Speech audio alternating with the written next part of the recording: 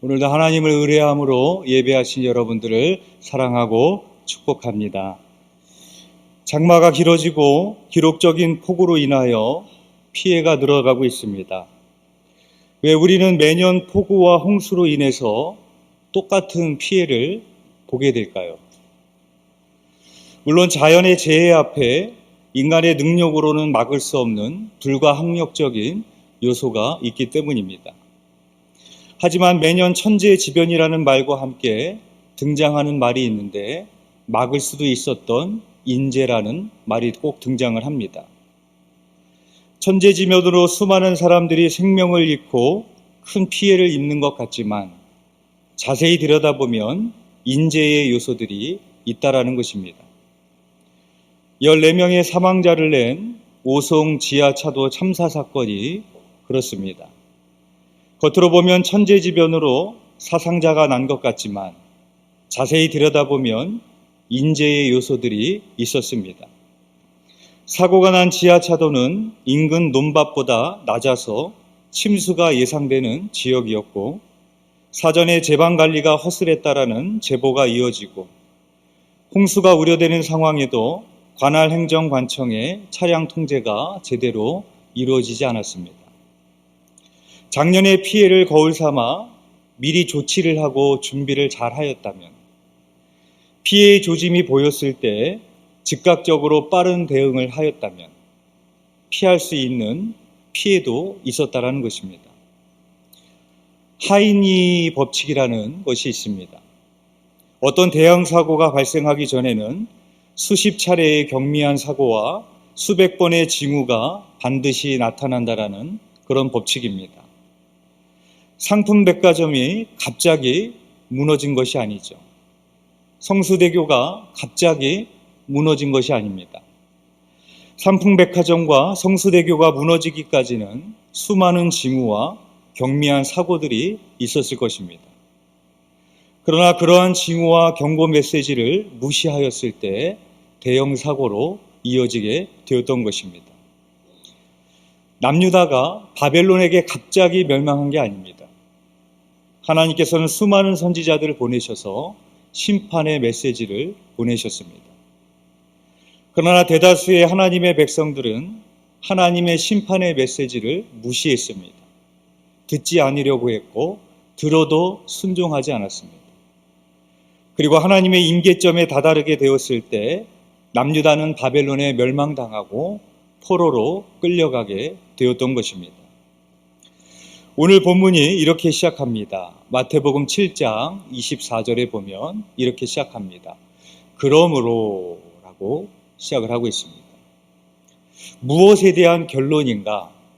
마태복음 5장에서 7장까지를 산상수훈이라고 합니다.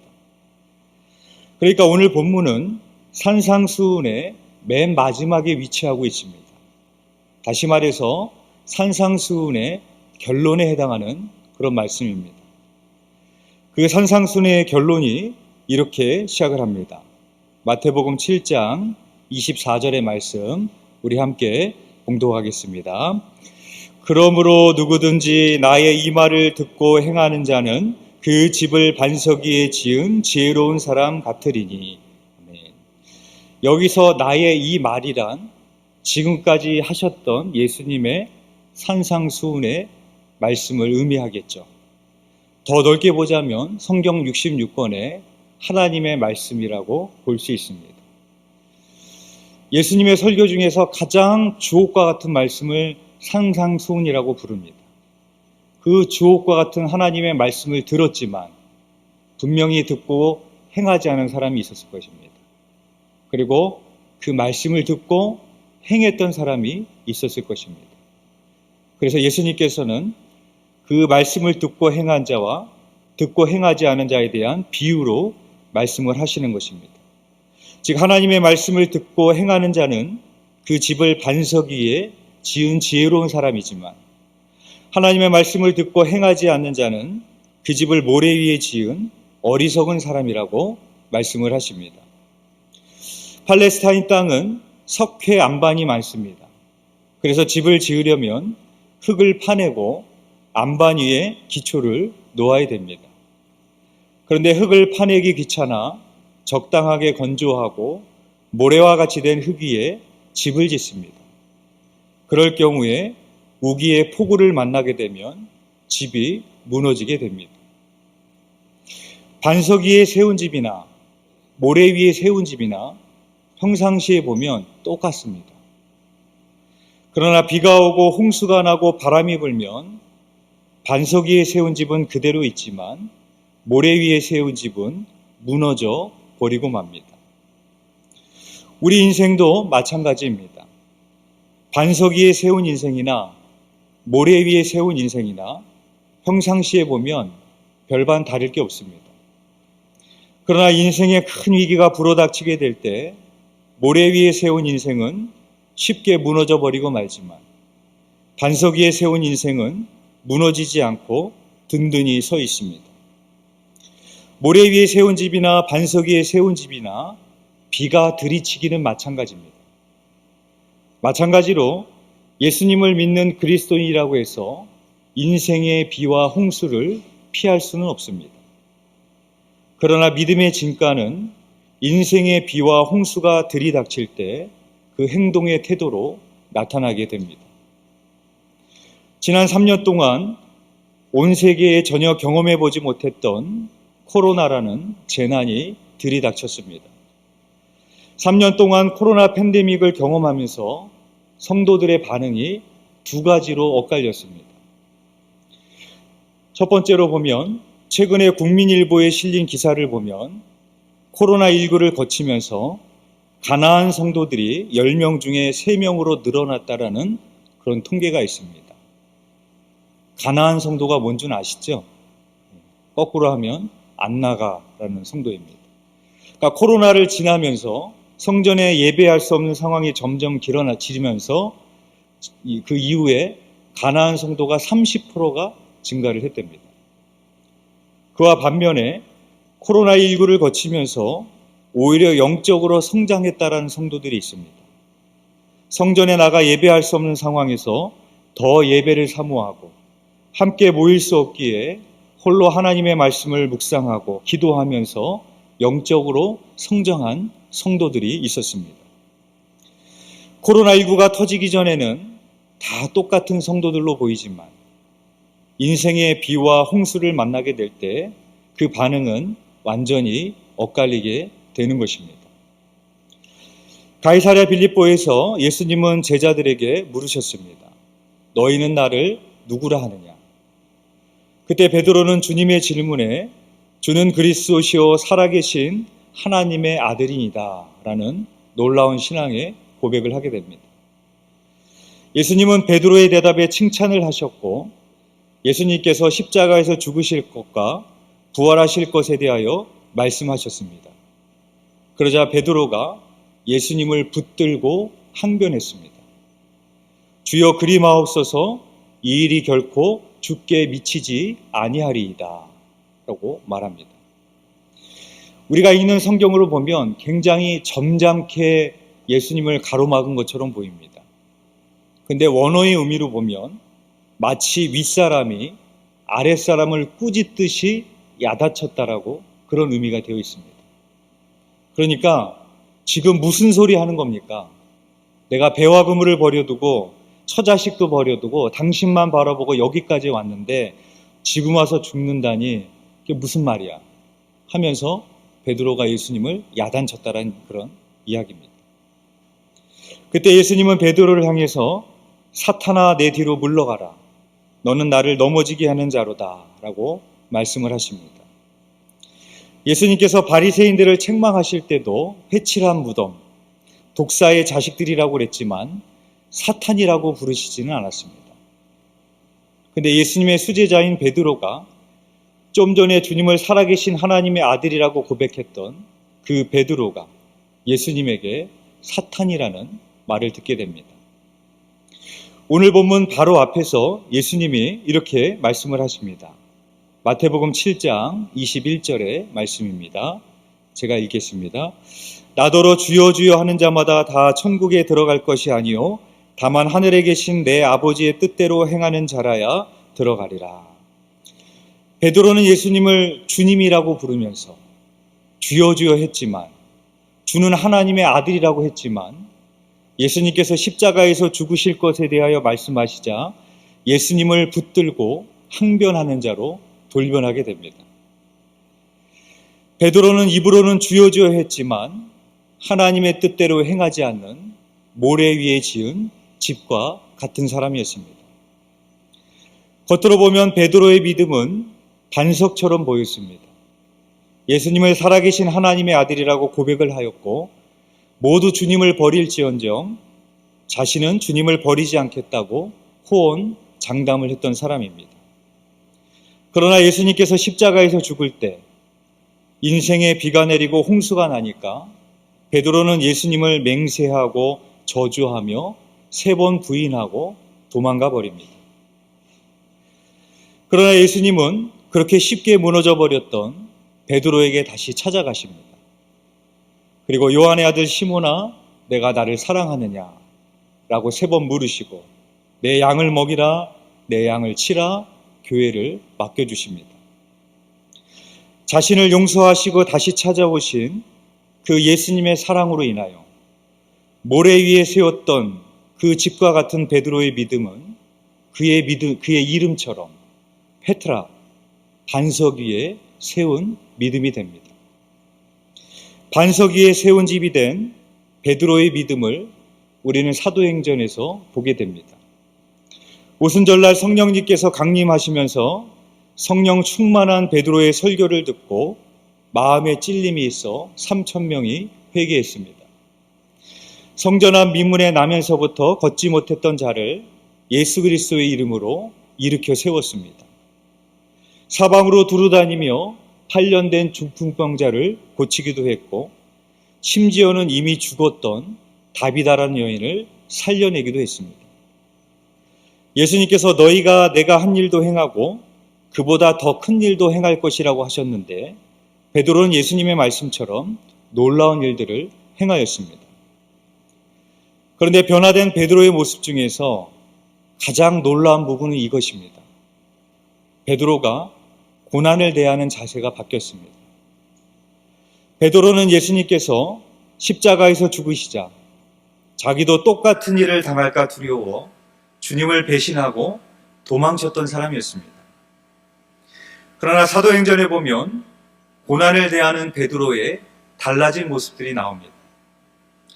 먼저 사도행전 4장에 보면 제사장들과 사두개인들은 사도들이 복음을 전하는 것을 싫어했습니다.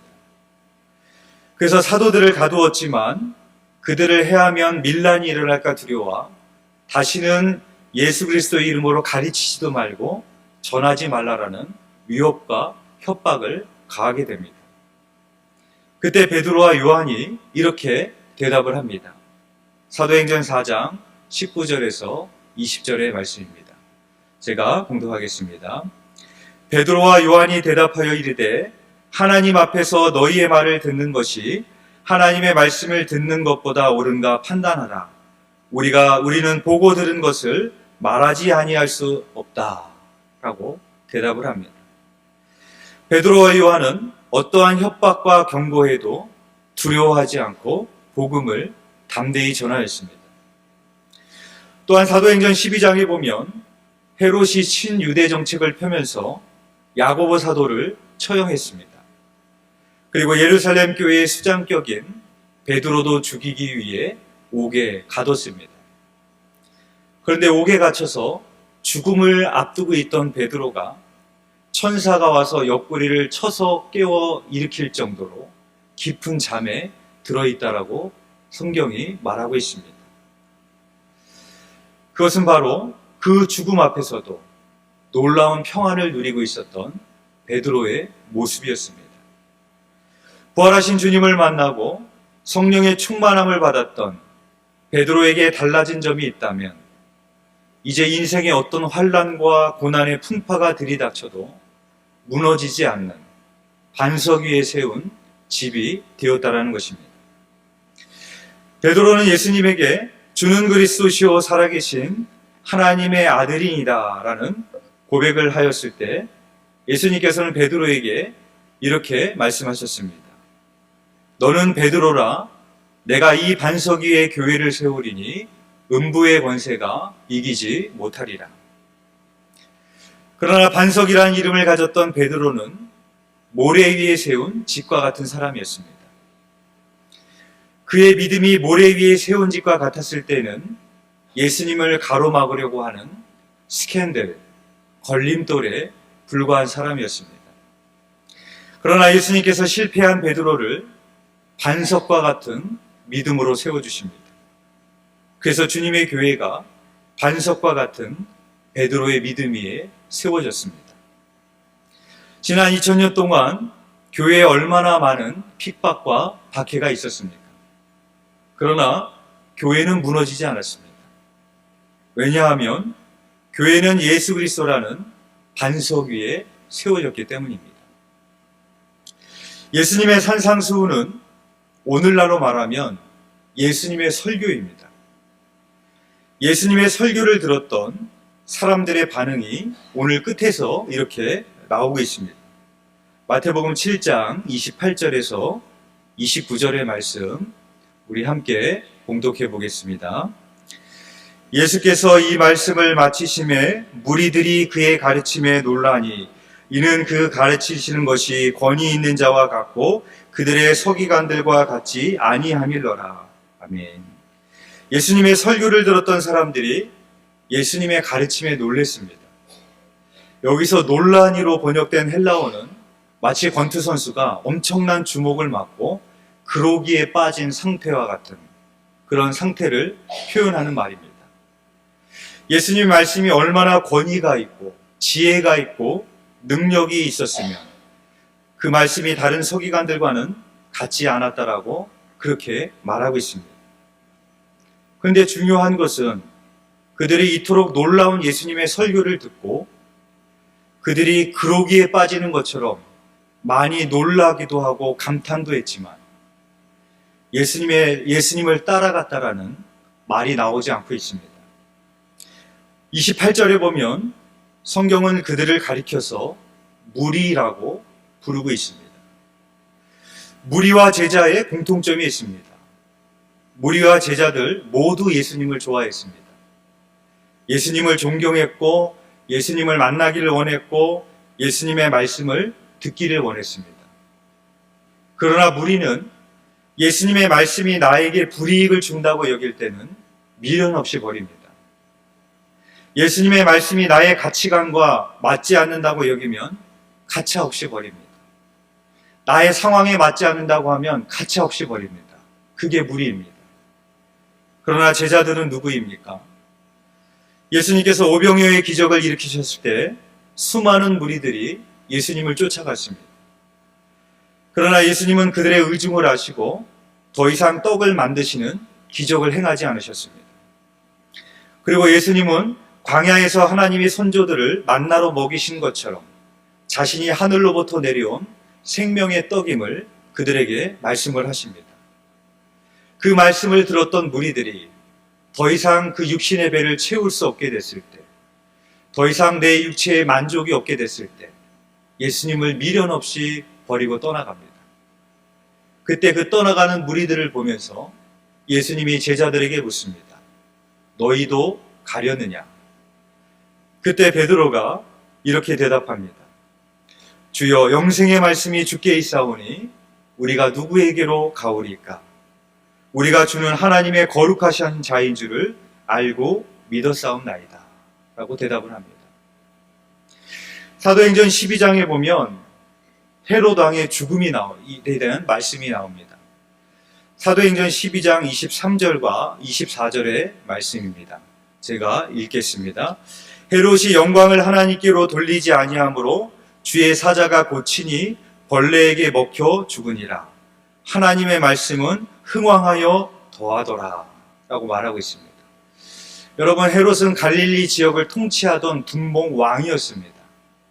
그런데 그 분봉 왕의 인생이 한갓 알 수 없는 원인 모를 그 벌레에 의하여서 죽게 됐다라고 성경이 기록하고 있습니다. 23절의 말씀과 바로 뒤이어서 나오는 24절의 말씀이 얼마나 극명한 대조를 이루고 있습니까? 이 세상에서는 무언가를 알아주고 힘이 있고 무언가를 이루었다라고 생각할 만한 사람이었지만 한낱 보이지 않는 벌레에 의해서 죽고 말았다라고 기록하고 있습니다. 그러나 하나님의 말씀만은 흥황하여 더하더라 라고 말하고 있습니다. 이사야서 40장 6절에서 8절 말씀에 이렇게 말씀합니다. 말하는 자의 소리여 이르되 외치라. 대답하되 내가 무엇이라 외치리이까 하니 이르되 모든 육체는 풀이요 그의 모든 아름다움은 들의 꽃과 같으니 풀은 마르고 꽃이 시듬은 여호와의 기운이 그 위에 불미라. 이 백성은 실로 풀이로다. 풀은 마르고 꽃은 시드나 우리 하나님의 말씀은 영원히 서리라 하라 라고 말합니다. 하나님이 이사야 선지자를 불러서 말하는 자의 소리여 외쳐라 그렇게 말합니다. 이사야 선지자가 내가 무엇을 외치리까 물으니까 하나님께서 모든 육체는 풀이요 그 모든 아름다운 들의 꽃과 같으니 풀은 마르고 꽃은 시드나 우리 하나님의 말씀만은 영원히 섬을 외치라고 말하고 있습니다. 바벨론의 제국의 왕이었던 느부갓네살도 그 죽음을 이렇게 기록하고 있습니다. 왕궁에서 쫓겨나서 머리는 독수리 털과 같이 자랐고 손톱은 새의 발톱과 같이 되었다라. 그렇게 그의 마지막에 처참한 죽음의 말로를 성경은 기록하고 있습니다. 세계의 큰 영토를 점령했던 알렉산더 제왕도 원인 모를 원인에 의해서 누구는 독사에 물렸다, 누구는 폐렴이다, 전염병이다 여러 가지 원인을 들고 있는데 예수님과 똑같이 33년의 인생을 살고 그렇게 세상을 마치고 말았습니다. 유명한 일화가 그가 부하에게 명령했다라는 거 아닙니까? 내 관을 만들 때 옆에 구멍을 뚫어라. 그리고 내 손을 바깥으로 내밀어서 손바닥이 하늘 위를 향하게 해라. 그렇게 했다라는 거 아닙니까? 세상에 그 많은 영토를 점령했던 그 알렉산더 대왕조차도 죽을 때 아무것도 손에 쥐지 못하고 갔다라는 것을 교훈하기 위함이었다는 것입니다. 여러분, 우리의 육체는 풀과 꽃과 같은 겁니다. 곧 시들고 맙니다. 우리의 육체만 그러겠습니까? 이 세상의 명예와 인기와 권력과 모든 것은 다 마르고 시들고 언젠가는 다 무너지고 다 사라지게 되어 있습니다. 그러나 오직 하나님의 말씀만이 영원히 든든히 서게 됨을 우리들에게 말씀하고 있습니다. 결혼을 한 대한민국 부부의 공통된 꿈이 있습니다. 내 집 장만입니다. 그래서 내 집 장만을 하기 위해서 은행에서 무리하게 빚을 집니다. 그리고 은행에 빚을 갚기 위해서 맞벌이를 해야 되고 투잡을 뛰어야 되고 밤늦까지 야근을 해야 됩니다. 땅값이 비싸고 전세값이 비싼 대한민국에서 살려면 내 집을 갖고자 하는 꿈이 생기는 것이 어찌 보면 당연할지 모릅니다. 그러나 정작 중요한 것을 잃을 때가 있습니다. 돈을 벌기 위해서 부부가 서로에게 소홀해집니다. 돈을 벌기 위해서 부모가 자녀에게 소홀해집니다. 만약에 다 지어져 있는 아파트를 분양받는 것이 아니라 여러분들이 만약에 직접 집을 짓는다라고 한번 생각을 해보십시오. 여러분들에게 그 땅이 생겼고 그럴 만한 돈이 있어서 이제 내가 앞으로 집을 짓는다. 한번 생각해 보십시오. 아마 여러분 그때부터 잠을 못 잘 겁니다. 어디가 경치가 좋을지, 어디에 집을 져야 될지, 집은 어떤 재료로 지을 것인지, 텃밥은 어떻게 만들까, 부엌과 마루는 어떤 식으로 만들지, 아마 여러분들 잠을 못 이루고 고민을 할 겁니다. 심혈을 기울여서 만들 것입니다. 그러나 정작 더 중요한 것은 내 집을 얼마나 이쁘게 짓느냐가 아니라, 내 집 장만을 언제 할 수 있느냐가 아니라, 어떻게 하면 믿음의 가정, 행복한 가정을 이룰 수 있느냐라는 것입니다. 그 해답을 오늘 예수님께서 말씀해 주고 있습니다. 하나님의 말씀을 듣고 행하는 가정이 인생에 비가 내리고 홍수가 날 때 무너지지 않는 반석 위에 세운 가정이 될 수 있음을 말씀하고 있습니다. 여러분, 교회는 건물이 아닙니다. 예수 그리스도를 나의 구주로 고백하는 사람들이 교회입니다. 가정도 마찬가지입니다. 가정도 건물이 아닙니다. 피와 사랑의 언약으로 맺어진 사랑의 공동체요, 언약의 공동체가 가정인 것입니다.